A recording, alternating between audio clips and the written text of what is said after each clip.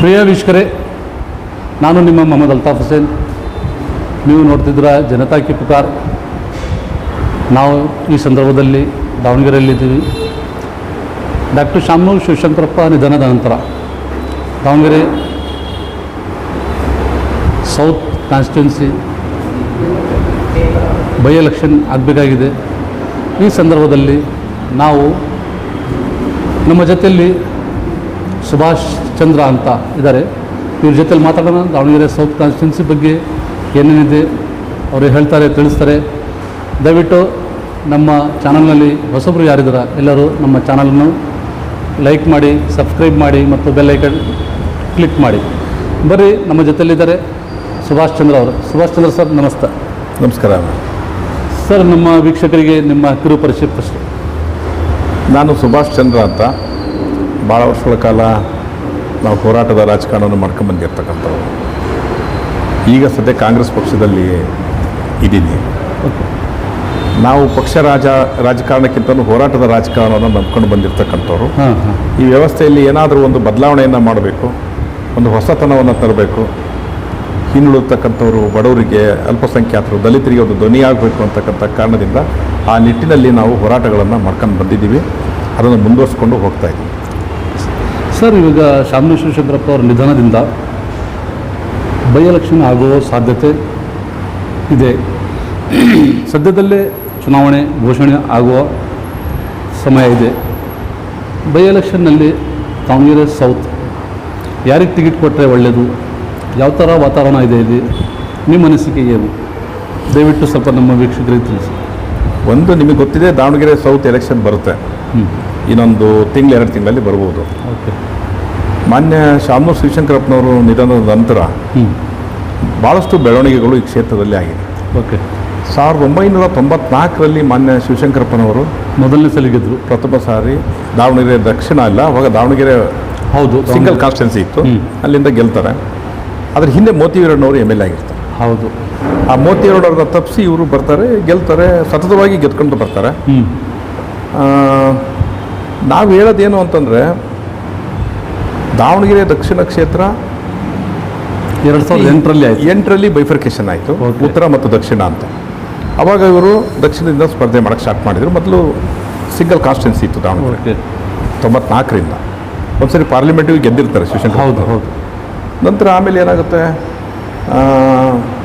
Bifurcation ಆದಾಗ ಅವ್ರ ಮಗ ಮಲ್ಲಿಕಾರ್ಜುನ್ ಅವರು ಈ ಕಡೆ ಪಾರ್ಲಿಮೆಂಟ್ ನಿಲ್ತಾರೆ, ಅವರು ಆ ಕಡೆ ನಿಲ್ತಾರೆ. ದಾವಣಗೆರೆ ದಕ್ಷಿಣ ಕ್ಷೇತ್ರ ತಮಗೆಲ್ಲ ಗೊತ್ತಿರ್ತಕ್ಕಂಥದ್ದು ಮೈನಾರಿಟಿ ಅತಿ ಹೆಚ್ಚಿನ ಸಂಖ್ಯೆಯಲ್ಲಿರ್ತಕ್ಕಂಥದ್ದು. ಅತಿ ಹೆಚ್ಚಿನ ಸಂಖ್ಯೆಯಲ್ಲಿ ಮುಸ್ಲಿಂ ಸಮುದಾಯ ಇದೆ. ಸಹಜವಾಗಿ ಅವರು ತಮ್ಮ ಬೇಡಿಕೆ ಇಟ್ಕೊಂಡು ನಮಗೆ ಈ ಸರಿ ಅವಕಾಶ ಕೊಡಬೇಕು ಅಂತ ಕೇಳ್ತಾ ಇದ್ದಾರೆ. ಅದರಲ್ಲಿ ತಪ್ಪು ಇಲ್ಲ, ನ್ಯಾಯ ಇದೆ ಅದರಲ್ಲಿ.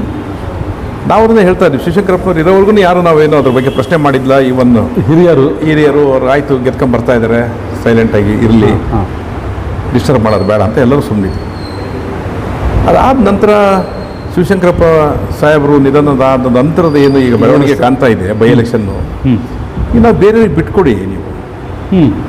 ನೀವೇ ಯಾಕೆ ಅದು ಕೇಳ್ತಾ ಇದ್ದೀರಾ? ಅಲ್ಲಿ ಮೈನಾರಿಟೀಸ್ ಇದ್ದಾರೆ, ಬೇರೆ ಅಹಿಂದ ವರ್ಗದ ಭಾಳಷ್ಟು ಜನ ಇದ್ದಾರೆ. ನಾವೆಲ್ಲ ಪತ್ರಿಕಾಗೋಷ್ಠಿ ಕರೆದು ಕೂಡ ಮನೇಲಿ ಹೇಳಿದ್ವಿ, ನೀವು ಬಿಟ್ಕೊಟ್ರೆ ಅನುಕೂಲ ಆಗುತ್ತೆ. ಯಾಕಂದ್ರೆ ನೀವು ಆಲ್ರೆಡಿ ರಾಜಕಾರಣದಲ್ಲಿ ನಿಮ್ಮ ಮನೇಲಿ ಸಾಕಷ್ಟು ಜನ ಇದ್ದೀರಿ. ನಿಮ್ಮ ಮನೆಯವರು ಪಾರ್ಲಿಮೆಂಟ್ ಸದಸ್ಯರಿದ್ದಾರೆ, ನೀವು MLA ಮಂತ್ರಿ ಇದ್ದೀರಿ. ಎಷ್ಟು ತಗೊಳ್ತೀರಾ? ಬೇರೆಯವ್ರಿಗೆ ಅವಕಾಶ ಮಾಡೋದು ಬೇಡ ಪ್ರಜಾಪ್ರಭುತ್ವದಲ್ಲಿ. ಹೌದು. ಈ ನಿಟ್ಟಿನಲ್ಲಿ ನಾವು ದಾವಣಗೆರೆ ದಕ್ಷಿಣಕ್ಕೆ ಮೈನಾರಿಟಿ ಕ್ಯಾಂಡಿಡೇಟ್ಗೆ ಈ ಇಡೀ ಜಿಲ್ಲೆಯಲ್ಲಿ ಅನ್ಯಾಯ ಆಗಿದೆ, ಅವ್ರಿಗೆ ಕೊಡಿ. ನಿಮ್ಗೆ ಏನು ಮೈನಾರಿಟಿ ನೀವು ಗೆಲ್ಲಕ್ಕೆ ಆಗಲ್ಲ, ಸೋಲ್ತಾರೆ ಅಂತ ನೀವೇನು ವಾದ ಮಾಡ್ತೀರಿ, ಆಯ್ತಪ್ಪ, ಬೇರೆ ಯಾವ್ದಾರೊಬ್ಬ ಹಿಂದೆ ಕೊಡಿ, ಬೇರೆಯವ್ರನ್ನ ಗೆಲ್ಸ್ಕೊಂಬನ್ನಿ. ನಿಮ್ಮ ಕೂಡಲೇ ನೋಡ್ಬೇಕು ನಾವು ಅಂತಕ್ಕಂಥದ್ದು ಜನಗಳ ಅಭಿಪ್ರಾಯ. ಆ ಅಭಿಪ್ರಾಯವನ್ನು ನಾವು ಹೈಕಮಾಂಡಿಗೆ ಮೇಲ್ಮಟ್ಟದಲ್ಲಿ ತರ್ತಾ ಇದ್ದೀವಿ. ಆ ಹೋರಾಟ ನಡೀತಿದೆ ದಾವಣಗೆರೆಯಲ್ಲಿ ಕಳೆದ 30 ವರ್ಷಗಳಿಂದ. ಶಿವಶಂಕರಪ್ಪನವರು ಮತ್ತು ಅವ್ರ ಫ್ಯಾಮಿಲಿ ಬಂದಾಗಿಂದ ಆ ಕ್ಷೇತ್ರನ ಯಾರು ಕೇಳಿಲ್ಲ ಬೇರೆಯವರು ಕಾಂಗ್ರೆಸ್ನಲ್ಲಿ. ಈಗ ಮೊನ್ನೆ ಕೆಲವರು ಮೈನಾರಿಟಿ ಲೀಡರ್ಗಳು, ಇಲ್ಲ ಮೈನಾರಿಟಿ ಕೊಟ್ಟರೆ ಗೆಲ್ಲೋದಿಲ್ಲ, 77ರಾಗ ಅವ್ರು ನಿಲ್ಲಿಸೋದ್ರು, 83ರಾಗ ಇವ್ರು ನಿಲ್ಲಿಸೋದ್ರು. ಯಾರು ಕಾಂಗ್ರೆಸ್ ಪಕ್ಷದಿಂದ ಇಲ್ಲ, ಅವರೆಲ್ಲರೂ ಬೇರೆ ಬೇರೆ ಪಕ್ಷದಿಂದ ನಿಂತು ಸ್ಪರ್ಧಿಸಿದವರು. ಕಾಂಗ್ರೆಸ್ ಪಕ್ಷ ಯಾರಿಗೂ ಟಿಕೆಟ್ ಕೊಟ್ಟಿಲ್ಲ ಮೈನಾರಿಟೀಸ್ಗೆ. ನಾಳೆ ಈ ಸರಿ ಕೊಡ್ರಿ, ಈ ಸರಿ ಕೊಟ್ಟು ಗೆಲ್ಲಿಸ್ರಿ. ಅದೊಂದು ರೆಪ್ರೆಸೆಂಟೇಷನ್ ಕೊಡೋದಷ್ಟೇ ಅಲ್ವಾ, ಗೆಲ್ಲಿಸ್ಬೇಕು. 3-3.5 ಲಕ್ಷ ಜನಸಂಖ್ಯೆ ಇದೆ ನಮ್ಮ ಜಿಲ್ಲೆಯಲ್ಲಿ. ಇವತ್ತು ಚನ್ನಗಿರಿ, ಆಮೇಲೆ ಹರಿಹರ, ಇಡೀ ಜಿಲ್ಲೆಯಲ್ಲಿ ದಾವಣಗೆರೆ ಉತ್ತರ ಎಲ್ಲ ಭಾಗದಲ್ಲೂ ಕೂಡ ಭಾಳ ದೊಡ್ಡ ಸಂಖ್ಯೆಯಲ್ಲಿ ಸಮಾಜ ಇದೆ. ಅವ್ರಿಗೊಂದು ರೆಪ್ರೆಸೆಂಟೇಷನ್ ಕೊಡಿ ಅಂತಕ್ಕಂಥದ್ದು ನಮ್ಮ ಬೇಡಿಕೆ. ಆ ಬೇಡಿಕೆ ಈಡೇರುತ್ತೆ ಏನೋ ಅನ್ನೋದ್ರ ಬಗ್ಗೆ ಈಗ ನಂಬಿಕೆ ಇದೆ. ರಾಜಕಾರಣದಲ್ಲಿ ನಂಬಿಕೆ ಇಟ್ಕೊಂಡು ರಾಜಕಾರಣ ಮಾಡಬೇಕಲ್ವಾ, ಹೋರಾಟ ಮಾಡಬೇಕು. ಹಾಗಾಗಿ ನಾವು ಅದರ ಪರವಾಗಿ ಅಲ್ಪಸಂಖ್ಯಾತ ಸಮುದಾಯದಲ್ಲಿ ಸುಮಾರು ಒಂದು 2-3 ಆಕಾಂಕ್ಷಿಗಳಿದ್ದಾರೆ. ಯಾರು ಬಲವಾದ ಆಕಾಂಕ್ಷಿ ಅಲ್ಲ, ಹೈಕಮಾಂಡ್ ಯಾರಿಗೆ ಮಣಿಯುತ್ತೆ? ನಾವೇನು ಹೇಳಿದ್ವಿ, ಅವ್ರು ಎಷ್ಟು ಜನ ಆದರೂ ಆಸ್ಪಿರೆಂಟ್ಸ್ ಇರಲಿ, ಹೌದು. ನೀವು ಒಂದು ಸರ್ವೆ ಮಾಡಿಸಿ, ಯಾರು ಹೈಕಮಾಂಡ್ ಪಾರ್ಟಿ ಒಂದು ಸರ್ವೆ ಮಾಡಿಸ್ಲಿ, ಯಾರು ಸೂಕ್ತ ಅಭ್ಯರ್ಥಿ, ಯಾರಿಗೆ ಆ ಶಕ್ತಿ ಇದೆ ರಿಪೋರ್ಟ್ ತಗೊಳ್ಳಿ, ರಿಪೋರ್ಟ್ ತಗೊಳ್ಳಿ, ಅವ್ರಿಗೆ ಕೊಡಿ. ನಾವು ಇವರಿಗೆ ಕೊಡಿ, ಅವ್ರಿಗೆ ಕೊಡಿ ಅಂತಲ್ಲ. ಈಗ ಅಬ್ದುಲ್ ಜಬ್ಬಾರ್ ಸಾಬ್ರು ಅವರು 2-3 ಸಾರಿ MLC ಆಗಿದ್ದಾರೆ, ಅನುಭವ ಇದೆ. ಆಮೇಲೆ DCC ಬ್ಯಾಂಕ್ ಅಧ್ಯಕ್ಷರಾಗಿದ್ದರು, DCC ಅಧ್ಯಕ್ಷರಾಗಿದ್ದರು, ಕಾಂಗ್ರೆಸ್ 3 ಸಾರಿ ಅಧ್ಯಕ್ಷರಾಗಿದ್ದರು. ಅವ್ರು ಮುಂಚೆ ಹೇಳಿದ್ರೆ ಅವ್ರಿಗೆ ಕೊಡಿ. ಇಲ್ಲ ನಿಮಗೆ ಅವ್ರಿಗಿಂತ ದೊಡ್ಡ ಸೂಕ್ತವಾದ ಅಭ್ಯರ್ಥಿ ಯಾರಿದ್ರೆ ಅವ್ರಿಗೂ ಕೊಡ್ರಪ್ಪ, ನಾವೇನು ಬೇಡ ಅಂದಿಲ್ಲ. ಒಟ್ಟಿಗೆ ಅಲ್ಪಸಂಖ್ಯಾತರಿಗೆ ಅವಕಾಶ ಮಾಡಿಕೊಡಿ ಅಂತ ನಿಮ್ಮ ಬೇಡಿಕೆ. ಹೌದು. ಇಲ್ಲ ಐಂದವರಿಗೆ ಯಾರಿಗಾದ್ರೂ ಕೊಡಿ ಅನ್ನೋದು ನಮ್ಮ ಸ್ಪಷ್ಟವಾದ ನಿರ್ಧಾರ. ಹೇಳಿದ್ರು ಅಬ್ದುಲ್ ಜಬ್ಬಾರ್ ನಾವು ಹೇಳಿದ್ವಿ, ಅಲ್ಪಸಂಖ್ಯಾತರಿಗೆ ಕೊಡಿ, ಅಹಿಂದ ವರ್ಗದಲ್ಲಿ ಯಾರಿಗೂ ಕೊಡಿ ಅಂತ. ಲಿಂಗಾಯತರಿಗೆ ಕೊಟ್ಟರೆ ನೀವು ಪಂಚಮಶಾಲಿ ಲಿಂಗಾಯತರಿಗೆ ಕೊಡಿ. ಯಾಕಂದ್ರೆ ಇಡೀ ಜಿಲ್ಲೆಯಲ್ಲಿ ಏನಾದರೂ ಅನ್ಯಾಯ ಆಗಿದ್ರೆ ಪಂಚಮಶಾಲಿಯರಿಗೆ ಅವಕಾಶ ಸಿಕ್ಕಿಲ್ಲ. ಅವರಾದ್ರೆ ನನಗೆ ಕೊಡಿ ಅಂತ ಹೇಳಿದ್ರು. ನನ್ನ ಹೆಸರು ಹೇಳಿದ್ರು ಪತ್ರಿಕಾಗೋಷ್ಠಿಯಲ್ಲಿ, ಮೈನಾರಿಟಿ ಕೊಡಿ, ಪಂಚಮಶಾಲಿ ಲಿಂಗಾಯತರು ಕೊಡೋದು ಸುಭಾಷಿಗೆ ಕೊಡಿ ಅಂತ ಹೇಳಿದ್ರು. ಯಾಕಂದ್ರೆ ಇಲ್ಲಿ ಈ ನಮ್ಮ ಜಿಲ್ಲೆಯಲ್ಲಿ SC ಮತ್ತು ST ಕಾನ್ಸ್ಟಿಟ್ಯೂನ್ಸಿ ಬಿಟ್ಟರೆ ಇನ್ನು ಬೇರೆ 5 ಕ್ಷೇತ್ರಗಳಲ್ಲಿ ಲಿಂಗಾಯತರಿಗೆ ಗೆದ್ದಿರೋದು ಎಲ್ಲದೂ ಕೂಡ ಒಂದೇ ಪಂಗಡದವರು. ಹೌದು, ನಮ್ಮವ್ರಿಗೆ ಅನ್ಯಾಯ ಆಗಿದೆ ಕೊಡಿ ಅಂತ ನಾವು ಅದನ್ನ ಅವರು ಕೂಡ ಹೇಳಿದೀವಿ, ಅವರು ಹೇಳಿದಾರೆ. ಅದ್ರ ಬಗ್ಗೆ ಡಿಸ್ಪ್ಯೂಟ್ ಇಲ್ಲ ಸರ್. ಇವಾಗ ಜಡ್ಜ್ ಮಾಡಿ ಕೊಡಿ. ಕಾಂಗ್ರೆಸ್ಸಲ್ಲಿ ಭಾಳಷ್ಟು ಜನ ಹೇಳ್ತಾರೆ ಅಲ್ಪಸಂಖ್ಯಾತ ಮುಸ್ಲಿಂ ಸಮುದಾಯಕ್ಕೆ ಕಾಂಗ್ರೆಸ್ಸಿಂದ ಟಿಕೆಟ್ ಕೊಟ್ಟರೆ ಅಲ್ಲಿ ಗೆಲ್ಲಕ್ಕೆ ಸಾಧ್ಯ ಇಲ್ಲ ಅಂತ, ಯಾಕಂದರೆ ಅವರಲ್ಲಿ ರಾಜಕೀಯವಾಗಿ ಪ್ರಜ್ಞೆ ಇಲ್ಲ ಅಂತ ಹೇಳ್ತಾರೆ. ಆ ಥರ ಏನಾದರೂ ನೋಡಿ, ಇದು ಪಟ್ಟಭದ್ರ ಹಿತಾಸಕ್ತಿಗಳು ನಡೆಸ್ತಕ್ಕಂಥ ಕೆಟ್ಟ ಅಪಪ್ರಚಾರ. ಈಗ ನೀವು ಅವ್ರು ಗೆಲ್ಲಲ್ಲ ಅಂತ ಹೇಳ್ತಿರಲ್ಲ, ಸರಿ ಆಯಿತು, ನೀವು ಕೊಟ್ಟು ನೋಡಿಯಪ್ಪ, ಅವ್ರಿಗೆ ಫಸ್ಟ್ ಕೊಡಿ. ಅವ್ರು ಗೆಲ್ತಾರೋ ಸೋಲ್ತಾರೋ ನೋಡೋಣ. ಅವ್ರ ಒಟ್ಟು ನಿಮಗೆ ಬೇಕು ಅಲ್ಲ, ಓಟ್ ಹಾಕೋಕ್ಕೆ. ಅವ್ರ ಓಟ್ ನಿಮಗೆ ಬೇಕು, ಇಲ್ಲ ನೀವು ಹೇಳ್ಬಿಡಿ ನಿಮ್ಮ ಓಟ್ ನಮಗೆ ಬೇಡ ಅಂತ. ಅವ್ರ ಓಟಿಂದನೇ ಗೆಲ್ತೀರಾ ನೀವು. ಮತ್ತು ಅವ್ರಿಗೆ ಮಾತ್ರ ಟಿಕೆಟ್ ಕೊಡೋಂಗಿಲ್ವಾ? ಕೊಡಬೇಕು. ಅವ್ರಿಗೆ ಕೊಟ್ಟರೆ ಗೆಲ್ಲಲ್ಲ ಅಂತ ನೀವು ಎಷ್ಟು ಧೈರ್ಯವಾಗಿ ಹೇಳ್ತೀರಿ. ಮತ್ತು ಅವ್ರಿಗೆ ಕೊಟ್ಟರೆ ನಾವು ಗೆಲ್ಲಲ್ಲ ಅನ್ನೋರು ಅವ್ರ ಓಟ್ ನಿಮ್ಮ ಓಟ್ ಇಲ್ಲಲ್ಲೇ ನಾವು ಗೆಲ್ತೀವಿ ಅಂತ ಹೇಳಿ ಅವರು ಯಾರು ಹೇಳಲ್ಲ. ಅವ್ರ ಓಟ್ ಬೇಕು, ಅವ್ರ ಓಟಿಂದಲೇ ನಾವು ಗೆಲ್ತೀವಿ. ಆದರೆ ಅವ್ರಿಗೆ ಮಾತ್ರ ಪ್ರಾತಿನಿಧ್ಯ ಕೊಡೋಂಗಿಲ್ಲ ಅಂದರೆ ಇದು ಮೋಸ ಅಲ್ವಾ? ಹೌದು. ಈಗ ನಾವು ಪ್ರಶ್ನೆ ಮಾಡಲೇಬಾರ್ದಾ? ಕಾಂಗ್ರೆಸ್ ಪಕ್ಷದಲ್ಲಿ ಸಾಮಾಜಿಕ ನ್ಯಾಯ ಅಂತ ಒಂದು ಮತ್ತೆ ಅವೆಲ್ಲ ಇಲ್ವಾ?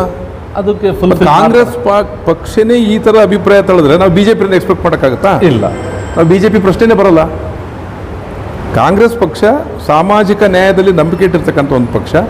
ಏನಾದರೂ ಹಿಂದುಳಿದರು, ದಲಿತರು, ಅಲ್ಪಸಂಖ್ಯಾತರಿಗೆ ಗುರುಸ್ತಕ್ಕಂಥ ಕೆಲಸ ಆದರೆ ಕಾಂಗ್ರೆಸ್ ನೀವೇ ಅವ್ರಿಗೆ ಕೊಟ್ಟಿಲ್ಲ. ಯಾರ್ದೋ ಒಂದು ಮನೆತನಕ್ಕೆ, ಯಾವುದೋ ಒಂದು ಫ್ಯಾಮಿಲಿಗೆ, ಅವ್ರ ಮನೆಯವರಿಗೆ ಟಿಕೆಟು, ಅವ್ರ ಮನೆ ಮಂದಿಗೆ ಟಿಕೆಟು ಅಂದರೆ ಇದು ಸಾಮಾಜಿಕ ನ್ಯಾಯನ, ಪ್ರಜಾಪ್ರಭುತ್ವನ? ಇದು ನಾವು ಒಪ್ಕೋಬೇಕಾ? ಇದು ಪ್ರಶ್ನೆ ಮಾಡಬಾರ್ದಾ? ಮಾಡಬೇಕಲ್ಲ. ಯಾವ್ದಾರು ಒಂದು ಪಾಯಿಂಟಲ್ಲಿ ನಾವು ಅವ್ರಿಗೆ ಕ್ವಶನ್ ಮಾಡಲೇಬೇಕಲ್ಲ. ಇಲ್ಲ ಅವ್ರು ಹೇಳಿದ್ದೆಲ್ಲ ನಾವು ಮಾಡ್ಕೊಂತ ಕೂರಕ್ಕಾಗತ್ತಾ?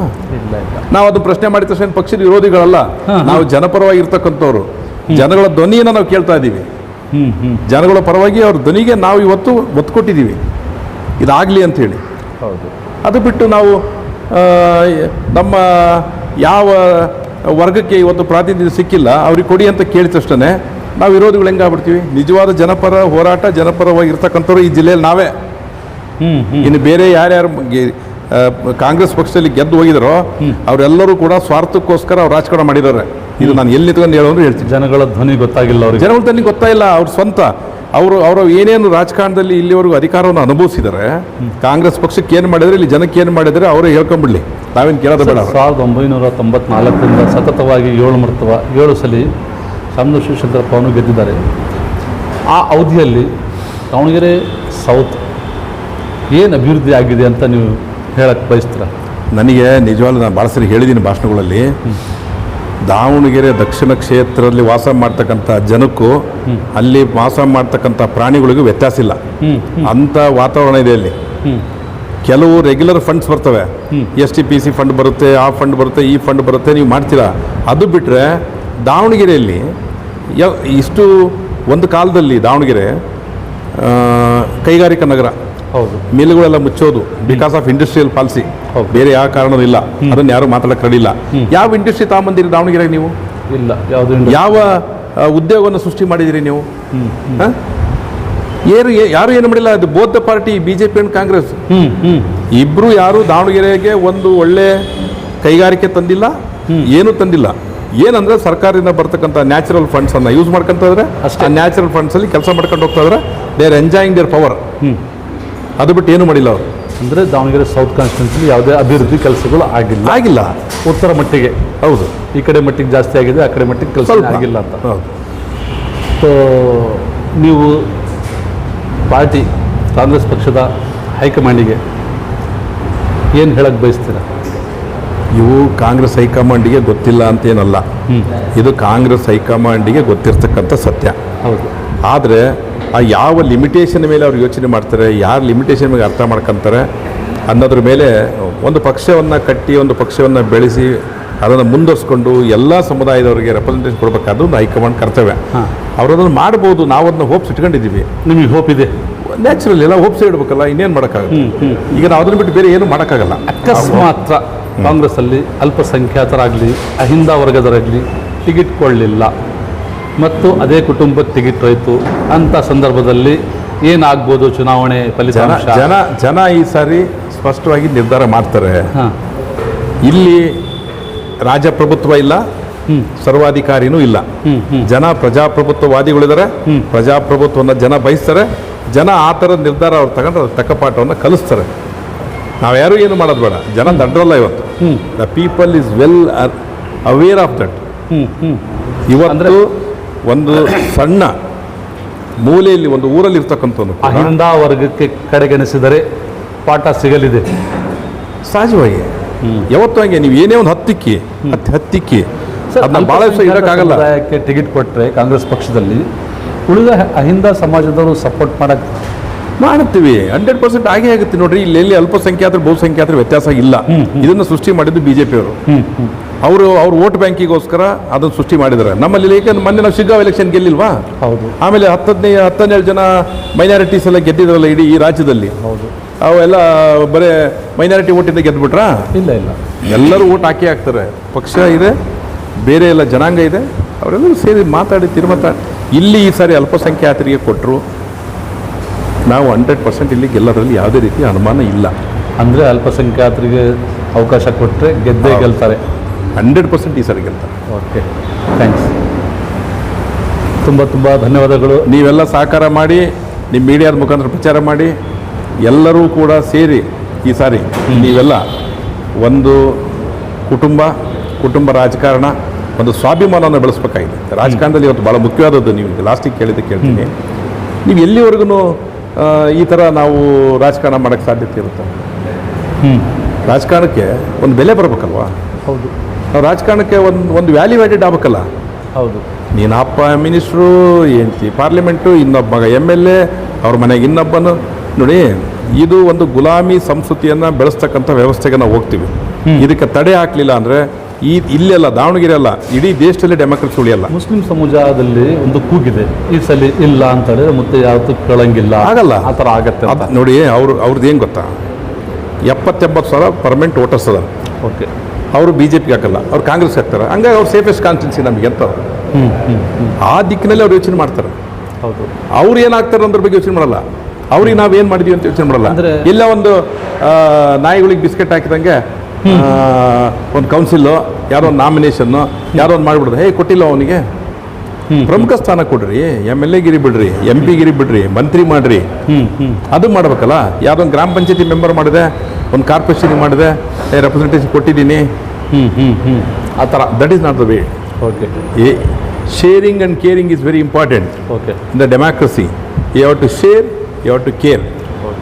Those who are believing that policy, they are the real believer of the democracy. Thank you, sir.